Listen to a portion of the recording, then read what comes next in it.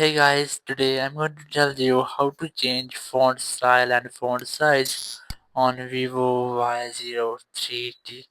If you're using Vivo Y03T and now you want to change your font style or font size, so let's see how can I do this. You just have to use your phone settings app. You just open settings.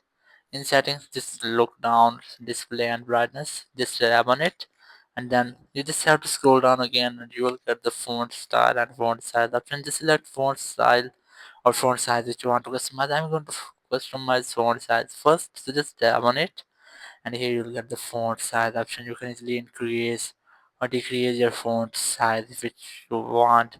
As I have Hmm, set is at largest. Now go back and let's see. Here you can see in my font size has been created. So now I'm going to select or change my font style. Open font style settings. In settings you will get different font styles which you have. I have these downloaded and these two different system font styles. Now if you want to download, you just have to download more, and here you will get different fonts which are paid or free. Now go back, and when you have downloaded, you just have to select one of them which you want. I have selected this one. It will give you a preview of your font, how will it look like. After that, just tap on apply, and it will be applied on your phone.